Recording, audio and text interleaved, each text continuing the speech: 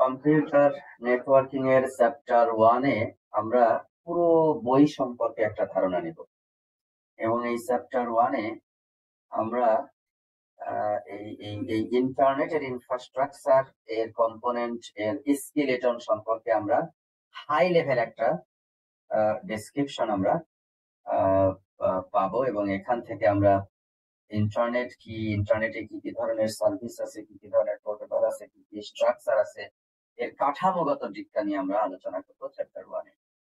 এরপরে প্রত্যেকটা বিষয় নিয়ে ইন ডেপথ আমরা ডিসকাস করবো পরবর্তী চ্যাপ্টারগুলোতে। তো প্রথমেই যদি বলি, এটা আমরা দেখতে পাবো যেটা, সেটা হলো what is the internet and what is a protocol, সেগুলি নিয়ে আমরা আলোচনা করব। কেউ কি বলতে পারো যে what is the internet? How can you define the internet? অনেকগুলো নেটওয়ার্কের একটা সমষ্টি। অনেকগুলো নেটওয়ার্কের সমষ্টি হইলে ধরো গ্রিন বিশ্ববিদ্যালয়ের সিএসসি ডিপার্টমেন্টে একটা নেটওয়ার্ক আছে, ট্রিপলিতে একটা আছে, বিজনেস লতে এরকম আলাদা আলাদা নেটওয়ার্ক আছে। এই কয়টাকে একত্রিত করলাম, ওইটাকে আমরা ইন্টারনেট বলতে পারবো না স্যার, পুরো ওয়ার্ল্ড ওয়াইড কি যতগুলো নেটওয়ার্ক আছে। রাইট, তাহলে এটা হলো collection of hundreds of thousands of network for facilitating communication in between them, right. এবং এর মধ্যে অনেক রুলস এন্ড রেগুলেশনস থাকবে। প্রোটোকল কি? প্রোটোকল হলো rules and regulations that govern the internet communication, data communication, that is the protocol. আমরা যেরকম ধরো একটা ফোন যদি করি, তাহলে ওই পাশ থেকে ফোন একজন একটা রিং বেজে ওঠে, তখন সে ফোনটা ধরে বলে হ্যালো। আমি ওই পাশ থেকে হ্যালো শব্দটা পাইলে বলি হলো হ্যালো। এই যে মেসেজটা একটা এক্সচেঞ্জ হইলো, এর মাধ্যমে আমরা প্রথমে ঠিক করি যে হ্যাঁ ঠিক আছে, আমরা একে অপরকে চিনলাম। যদি চিনতে না পারি, অপরিচিত মানুষকেও ফোন করে, তাহলে প্রথমেই জিজ্ঞাসা করি আপনি কে বলছেন? বলে হ্যাঁ আমি অমুক বলছি। ও আচ্ছা আচ্ছা অমুক। আর যদি চিনতে না পারি, তাহলে আবার জিজ্ঞাসা করি আপনার বাড়ি কোথায়, আপনি কি করেন, বা আপনার সাথে কোথায় লাস্ট দেখা হয়েছিল। তার মানে হলো আমরা মানুষ যখন একজন আরেকজনের সাথে কমিউনিকেট করি, তখন আসলে কার সাথে কি কমিউনিকেট করছি সেটা আসলে আইডেন্টিফাই করার চেষ্টা বুঝি আগে কে আমাকে ফোন করেছে, তারপরে যে কথা আমরা আলোচনা করতে চাই সেই কথাটা করি। এখন প্রশ্ন হলো, মানুষ তো ধরো আশরাফুল মাখলুকাত, মানুষকে আল্লাহ তাআলা জ্ঞান দিয়ে দিয়েছে, বুদ্ধি দিয়ে দিয়েছে। এই জ্ঞান, বুদ্ধি এবং চিন্তা শক্তি, এইটা এই এই এই কোনো জড় বস্তুর মধ্যে নাই। কিন্তু আমরা এই কম্পিউটার নেটওয়ার্ক যে সমস্ত বিষয় নিয়ে গঠিত, কম্পিউটার নেটওয়ার্ক কি কি নিয়ে গঠিত বলো তো দেখি? কম্পিউটার নেটওয়ার্ক এই যে সমস্ত বিষয় নিয়ে গঠিত, এই যে হোস্ট মানে আমার এই laptop, desktop, mobile phone, iPad, এইগুলি। এখন এই হোস্ট, এগুলি তো সব জড় বস্তু, এদের এইসব চিন্তা শক্তি নাই, দৃষ্টি শক্তি নাই, এগুলির বিবেক বিবেচনা কিচ্ছু নাই। তাহলে একে আমার এখন ইন্টেলিজেন্স দিতে হবে, প্রোটোকল লিখতে হবে, যেন কারোর সাথে যখন কমিউনিকেট করবে আগে তাকে চিনে নিবে, আগে তাকে হ্যালো বলবে, তারপরে জানবে বুঝবে, তারপরে একটা নির্দিষ্ট ফরম্যাটে কথা বলবে। আমরা যেরকম কথা বলার সময় একটা নির্দিষ্ট ফরম্যাট ব্যবহার করি, ভাষা ব্যবহার করি, সেই ভাষার একটা গঠন আছে, সেইটা ব্যবহার করি। আমি যদি বাংলায় বলি, একজন অ্যারাবিক মানুষ সে কিছু বুঝতে পারবে না, তার মানে আসলে ল্যাঙ্গুয়েজ আবার ব্যবহার করি। তো এই যে বিষয়গুলি, এই নেটওয়ার্কেও আমাকে বোঝাইতে হবে যে একে অপরের কথা যেন বুঝতে পারে এবং সেভাবে কমিউনিকেট করতে পারে। এই যে রুলস এন্ড রেগুলেশন যেটা ঠিক করবো, তার নামই হলো প্রোটোকল। আমাদের ইন্টারনেটের কি কি বিষয় আছে? ইন্টারনেটের কম্পোনেন্ট আছে হলো হোস্ট। হোস্ট মানে এই সার্ভার, তারপরে হলো এই mobile phone, laptop, computer, tab, যেগুলি দিয়ে আমরা অ্যাক্সেস করি। অ্যাক্সেস নেটওয়ার্ক কি? এই যে আমরা ওয়াইফাই রাউটার ব্যবহার করি বা সুইচ ব্যবহার করি, তার সেখানে কেবল ব্যবহার করি, সেটা হলো অ্যাক্সেস নেটওয়ার্ক। আর ফিজিক্যাল মিডিয়া, কখনো ওয়্যারলেস মিডিয়া ব্যবহার করি, কখনো এই ইউটিপি বা কোয়াক্সিয়াল কেবল ইত্যাদি ব্যবহার। তাহলে মূলত নেটওয়ার্ক যে আছে হোস্ট, অ্যাক্সেস নেটওয়ার্ক আর ফিজিক্যাল।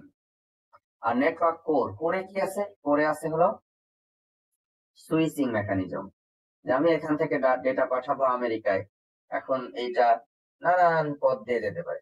প্রশান্ত মহাসাগরের উপর দিয়েও ডেটা যাইতে পারে, স্যাটেলাইট হয়েও ডেটা যাইতে পারে, আটলান্টিক মহাসাগর পাড়ি দিয়েও যাইতে পারে, ওই এখান থেকে সিঙ্গাপুর হয়ে জাপান কোরিয়া হয়ে যাইতে পারে, আবার উল্টা দিক থেকে ইউরোপ পার হয়ে এখান থেকে টার্কি গেল, তারপরে হয়তো কাতার গেল, তারপরে সুইডেন গেল, তারপরে চলে গেল ইউকে, তারপরে গেল ওই সমস্ত দেশ, বিভিন্ন ভাবে যেতে পারে। এখন এটা নির্ভর করতেছে, এটা একটা জালের মতো। এখন এই কোন পাথ দিয়ে কিভাবে যাবে এর জন্য একটা ইন্টারনেটের স্ট্রাকচার আছে, রাউটার আছে, সেই রাউটার গুলি পাথটা ঠিক করে দিবে কিভাবে যেটা সেখানে যাবে। এইগুলিকে আমরা বলি হলো কোর ডিভাইস।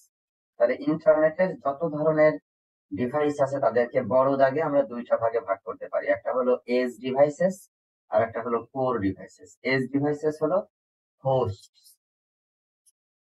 সার্ভার কম্পিউটার, তারপরে আমাদের ক্লায়েন্ট কম্পিউটার বা মোবাইল ফোন, ল্যাপটপ, আইপ্যাড ইত্যাদি। আর অ্যাক্সেস নেটওয়ার্ক হলো এই যে আমরা যেরকম মোবাইল ফোন দিয়ে নেটওয়ার্কের বেজ স্টেশনের সাথে কানেক্টেড হয়ে আমি ইন্টারনেটের সাথে যুক্ত হচ্ছে, আমার অ্যাক্সেস নেটওয়ার্ক হলো এই বেজ স্টেশন, ওয়্যারলেসলি কানেক্টেড হচ্ছে। ফিজিক্যাল মিডিয়া হলো ওয়্যারলেস।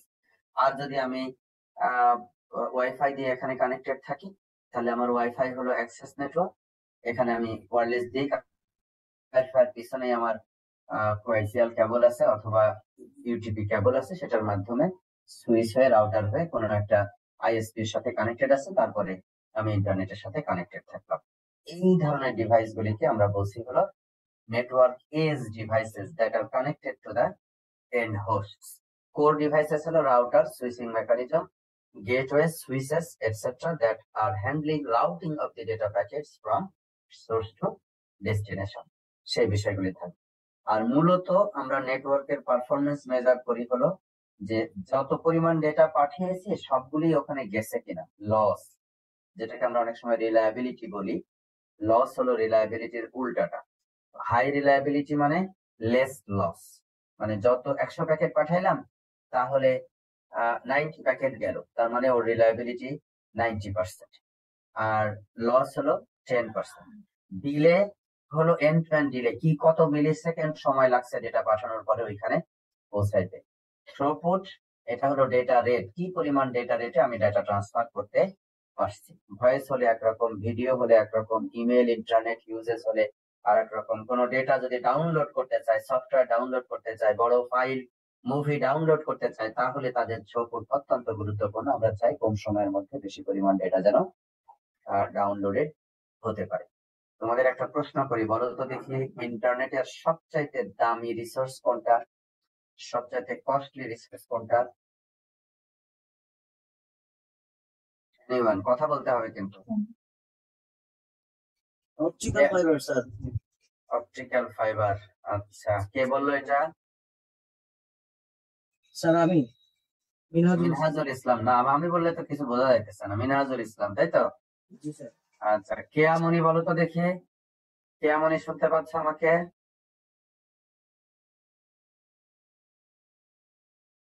শুনতে পাচ্ছ না? ওয়াসিম আকরাম শুনতে পাচ্ছ? জি স্যার। ওয়াসিম আকরাম বলো তো ইন্টারনেটের সবচেয়ে দামি রিসোর্স কি? Sir throughput. থ্রুপুট তো কত রিসোর্স না, থ্রুপুট তো একটা মেট্রিক, সব মেট্রিক তো রিসোর্স। তাহলে স্যার অপটিক্যাল ফাইবারই হবে। আর কেউ? Sir server. জহিরুল বলতে পারো? Sir bandwidth. হ্যাঁ, ব্যান্ডউইথ। রাসেল সঠিক অ্যান্সার দিয়েছে, গুড। ইন্টারনেটের সবচেয়ে কস্টলি রিসোর্স হলো ব্যান্ডউইথ। সার্ভার না, না রাউটার না, গেটওয়ে না, ডেটা সেন্টার না, কোনোটাই না। সবচেয়ে কস্টলি রিসোর্স হলো ব্যান্ডউইথ। কেন বলো তো? একবার একটা সার্ভার কিনলে তো তুমি বছরের পর বছর ব্যবহার করতে পারতেছো। অপটিক্যাল ফাইবার একবার একটা কিনলে তুমি বহুদিন ব্যবহার করতে পারতেছো। রাউটারও তাই, গেটওয়েও তাই। কিন্তু ব্যান্ডউইথ প্রতিটা বিট ট্রান্সফার করার জন্য তোমাকে টাকা খরচ করতে হচ্ছে, সেটা 0.001 সেন্ট হোক বা আরো একটা শূন্য সহ হোক, তাতে ইয়ে নেই, কিন্তু প্রতিটা বিট ট্রান্সফার করার জন্য তোমাকে টাকা খরচ করতে হচ্ছে।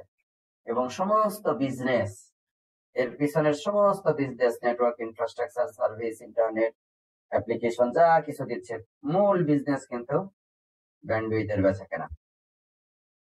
আজকাল যে দেখো মোবাইল নেটওয়ার্ক অপারেটর গুলি তোমার ডেটা এবং ভয়েস কল দুইটার একসাথে প্যাকেজ আকারে বিক্রি করে, তাই না?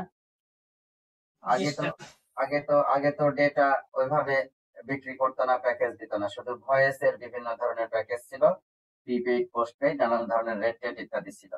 এখন কেন এগুলি নিয়ে এসেছে?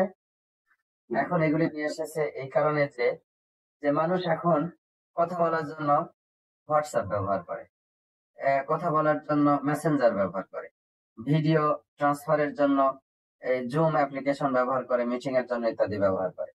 তার মানে মানুষ এখন কথা যে এই ভয়েস কল করে কথা বলতেছে তা কিন্তু না, ইন্টারনেটের উপর দিয়ে, যেটাকে আমরা বলি হলো VoIP, voice over IP, IP প্রোটোকলের উপর দিয়ে আমরা এখন ভয়েস কমিউনিকেশন করতেছি। তো যেহেতু আইপি প্রোটোকল দিয়ে আমরা ভয়েস কমিউনিকেশন করতেছি, তার মানে হলো তোমার এই এই এই ডেটা খরচ করতেছি আমরা বেশি। তাহলে ডেটার উপরে কিভাবে সার্চ করা যায়, ডেটা দিয়ে কিভাবে ওদের সাথে বিজনেস করা যায়, সেই বিদ্যা বুদ্ধি ট্রিক্স অ্যাপ্লাই করেছে এই বিভিন্ন মোবাইল নেটওয়ার্ক অপারেটর। ফলে আমরা এই এই এই থ্রুপুট পাওয়া, ডিলে পাওয়া, লস পাওয়া, যাই আমরা করি না কেন, ব্যান্ডউইথের এফিশিয়েন্ট ইউটিলাইজেশনের মাধ্যমে আসলে আমরা করতে পারবো। এবং মোস্ট কস্টলি রিসোর্স হলো এইটা।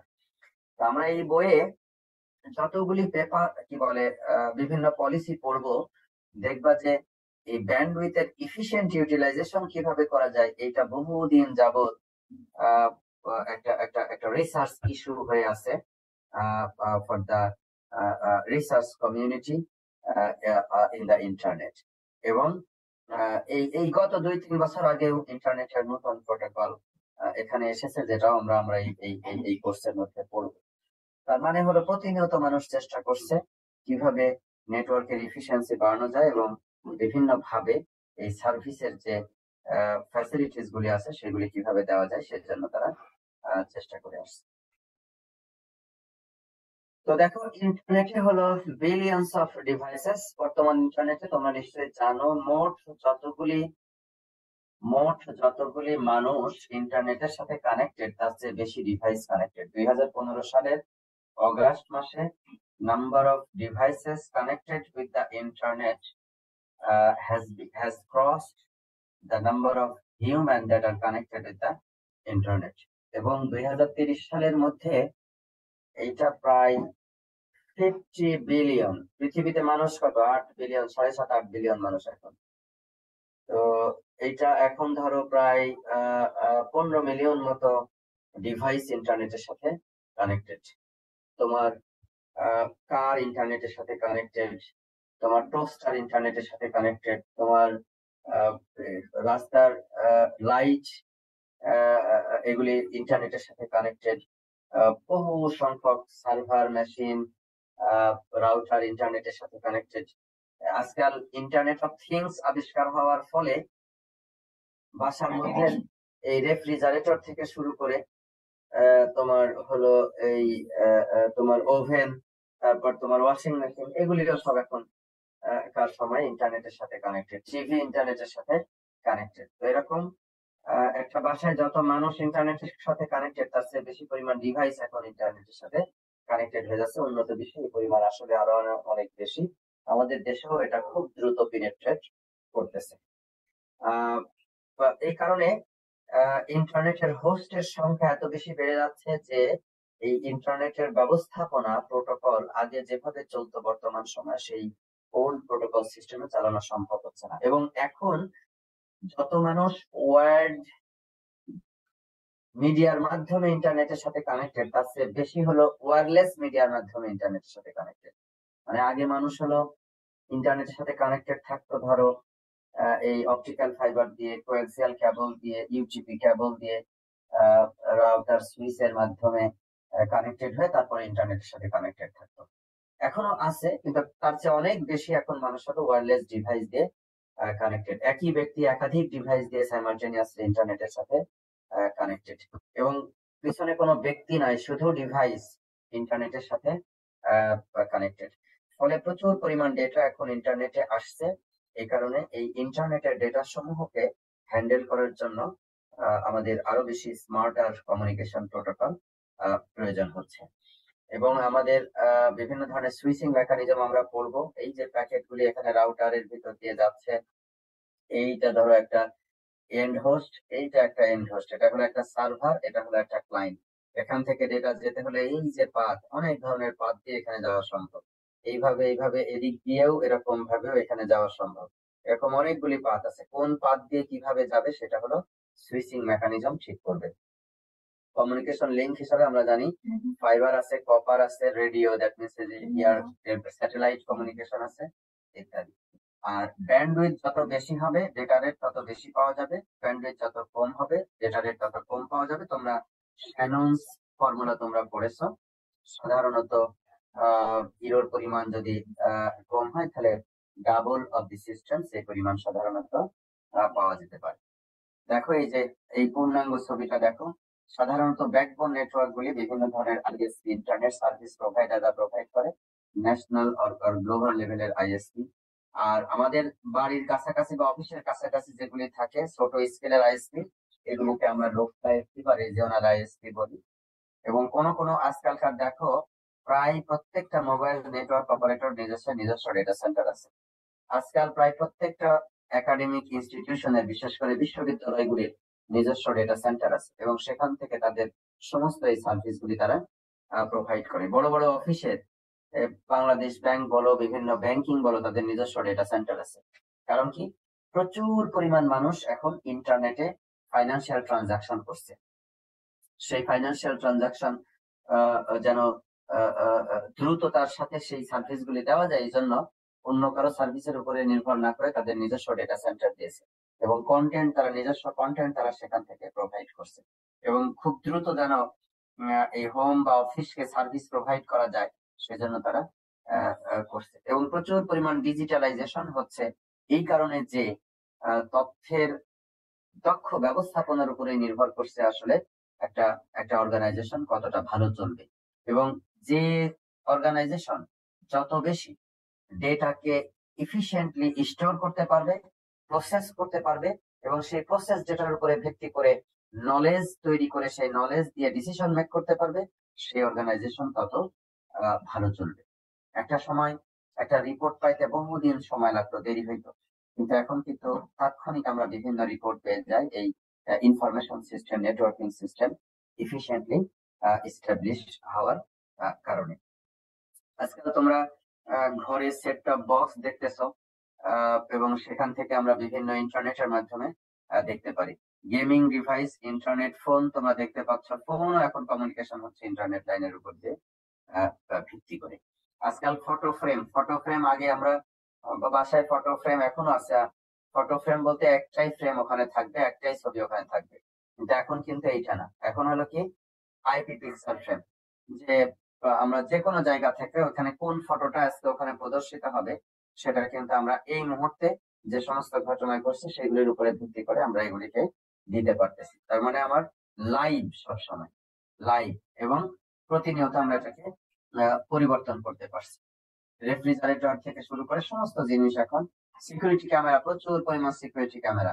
তোমরা নিশ্চয়ই খেয়াল করেছো আজকাল ঢাকা শহরে এই মানুষকে হলো এই যে ছুরিকাঘাত করা, মানুষকে পিস্তল দিয়ে গুলি করা, এগুলি থেকে মানুষ অনেক নিবৃত থাকে।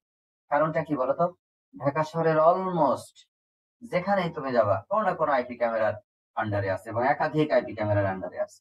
কিছুদিন আগে তোমরা দেখেছো এই মিরপুরে 11:30 পল্লবীর ওখানে দিনের দুপুরে একটা বাবাকে তার ছেলের সামনে ছুরিকাঘাত করে হত্যা করেছে। এই গত বছরের সেপ্টেম্বর অক্টোবরের দিকে হবে। এবং খেয়াল করে দেখো, খুব প্রভাবশালী লোকের নির্দেশে এই ঘটনাটা ঘটানো হয়েছে। এইটা যদি তাৎক্ষণিক এরকম ক্যামেরা বন্দি করার সুযোগ না থাকতো, এবং সেগুলি যদি অটোমেটিক এরকম ক্যামেরা না থাকতো, তাহলে নানান রকমের ভুয়া সাক্ষী সেখানে আবিষ্কার হয়ে যেত, এবং সেই বিচার কিন্তু আসলে সম্ভব ছিল না, কিন্তু এখন আমরা দেখতে পাচ্ছি যে এই সমস্ত ডিজিটাল ডিভাইসের কারণে সেগুলি করা হচ্ছে এবং ইন্টারনেটের মাধ্যমে সাথে সাথে চেনা যাচ্ছে। এবং বহির্বিশ্বে তো এই জিনিস আরো অনেক অনেক অনেক অনেক বেশি ব্যবহৃত হচ্ছে তাৎক্ষণিক। এবং এখন শুধু ওইটা ক্যামেরা পরেও হলো ওই ভিডিও চেক করবে মানুষ তা না, ওইটা অটোমেটিক্যালি সফটওয়্যার দিয়ে চেক করা হচ্ছে কি ঘটনা ঘটতেছে এবং সেখান থেকে অটোমেটিক্যালি তোমার একটা একটা একটা ফোন কল চলে আসছে থানাতে যে অমুক জায়গায় এই ঘটনা এই মাত্র অমুক জায়গায় এই ঘটনা ঘটতে পাওয়া গেছে, তার লোকেশন একদম জিওগ্রাফিক লোকেশন, এত ডিগ্রি নর্থ, এত ডিগ্রি ইস্ট, এত ডিগ্রি সাউথ, একেবারে জিওগ্রাফিক লোকেশন গুগল ম্যাপের মতো করে দেখায় দিই। তো ওই ধরনের ইন্টেলিজেন্ট সার্ভিসেস সিস্টেমস এখন এই হাই কানেক্টিভিটির কারণে কিন্তু করা সম্ভব হচ্ছে। তোমরা নিশ্চয়ই জানো যে পৃথিবীর বহু দেশে হসপিটালে ডাক্তারের যতগুলি রোগী থাকে সেই রোগীর প্রত্যেকের শরীরে নানান ধরনের ডিভাইস লাগানো আছে, সেন্সর, বডি সেন্সর নেটওয়ার্ক বলি আমরা, এগুলি লাগানো আছে এবং সেইখান থেকে ডেটা সার্ভারে যাচ্ছে। সেই সার্ভার থেকে প্রসেস করা ডেটা মোবাইল অ্যাপ্লিকেশনের মাধ্যমে ডাক্তার জানতে পারছে। ডাক্তারের যদি হসপিটালে 50টা রোগী থাকে, ওনার মোবাইল অ্যাপ্লিকেশনের মাধ্যমে 50টা রোগীরই কারেন্ট স্ট্যাটাস এখন জানতে, এবং ওনার সেট করে বলে দেওয়া আছে, বিভিন্ন থ্রেশহোল্ড বলে দেওয়া আছে, কারো হার্ট রেট বা ব্লাড সুগার বা পালস রেট বা অন্য কোনো ইম্পর্টেন্ট প্যারামিটার যদি একটা সার্টেন থ্রেশহোল্ড এর নিচে চলে যায় বা একটা সার্টেন থ্রেশহোল্ড এর উপরে চলে যায়, তাহলে সঙ্গে সঙ্গে সেটাকে প্রোটেক্ট করছে এবং সেই অনুযায়ী ডাক্তারকে সতর্ক করছে। আমার প্র্যাকটিক্যাল একটা এক্সপেরিয়েন্স আছে। সাউথ কোরিয়াতে ভোর 4:30টার সময় ডাক্তার ফোন দিয়ে বসছে, আমার বন্ধুর বাবা হসপিটালে ভর্তি, 84 বছর বয়স। 4:30টার সময় দেখো, খেয়াল করে দেখো, হসপিটালে রোগী শুয়ে আছে, নার্স আছে, নার্সরা কেউ টের পায় না যে রোগীর অবস্থা খুব খারাপ, কিন্তু মেশিন ডিটেক্ট করে মেশিন সার্ভার থেকে তার কাছে ফোন কল করেছে, সার্ভার থেকে ফোন কল করেছে অটোমেটিক একটি সার্টেন সিচুয়েশনের কারণে, যে এই এই এই সিচুয়েশন তার হয়েছে, হার্টের সিচুয়েশন এরকম, তার ব্লাডের সিচুয়েশন এরকম, এবং সঙ্গে সঙ্গে ডাক্তার পেশেন্টের গার্ডিয়ানকে ফোন করেছে, বলছে আমি রওনা দিলাম, আপনারা চাইলে হসপিটালে আসতে পারেন, আমি হসপিটালের দিকে এখন রওনা দিচ্ছি। তো ডাক্তার চলে আসলো, আমরাও গেলাম, আমরা একটু লেট, ডাক্তার আগে চলে আসছে। 4 ঘন্টা 2 পরে রোগী এক্সপায়ার করেছে। তো অ্যাটলিস্ট মানে মানে মানে মানে যেখানেই যখনই থাকুক না কেন, রোগী জানে যে ডাক্তার অলওয়েজ আমার সাথে কানেক্টেড আছে। তো এই ধরনের বহু ধরনের সার্ভিস আসলে দেওয়া সম্ভব হচ্ছে এই কারণেই যে আজকালকার, তুমি জানো নিশ্চয়ই, বহির্বিশ্বে বহু দেশ আছে যেগুলিতে মাইনাস টেম্পারেচার চলে। এখন অফিস থেকে সারাদিন অফিস করে বিকাল বেলা রওনা দিয়ে বাসায় গিয়ে যদি দেখে যে বাসায় আর ভিতরে ঢুকতে পারছে না, -20 ডিগ্রি সেন্টিগ্রেড টেম্পারেচার, সব এমন ঠান্ডা হয়ে আছে, কোথাও পা ফেলা যাচ্ছে না, যাওয়া যাচ্ছে না, তার জন্য অনেক কষ্ট দেয়। আজকাল এগুলি বাসার ভিতরের ওয়াটার হিটার ইন্টারনেটের সাথে কানেক্টেড, রেফ্রিজারেটর ইন্টারনেটের সাথে কানেক্টেড, কফি মেশিন ইন্টারনেটের সাথে কানেক্টেড। কি করছে মানুষ, বা অফিস থেকে রওনা দেওয়ার সময় বাসার ওয়াটার হিটারটা চালু করে দিচ্ছে, কফি পটটা চালু করে দিচ্ছে, রুম হিটারটা চালু করে দিচ্ছে। বাসায় যখন ঢুকছে সবগুলি লাইট জ্বলছে, ওয়াটার হিটার অলরেডি পানি গরম হয়ে আছে, কফি মেশিন অলরেডি রেডি হয়ে আছে, সে ঢুকে যা যা করা দরকার এগুলি করে কফি নিয়ে একটা কমফোর্টেবলি সে থাকতে পারছে। তো এগুলি শুধুমাত্র এবং কেবলমাত্র সম্ভব হয়েছে ইউবিকুইটাস কমিউনিকেশন নেটওয়ার্কিং ফ্যাসিলিটি প্রোভাইড করার কারণে। তো এই ধরনের স্মার্ট লিভিং ফ্যাসিলিটিস কিভাবে দেওয়া সম্ভব সেইগুলির বিষয়গুলি এখানে আলোচনা করা হয়েছে।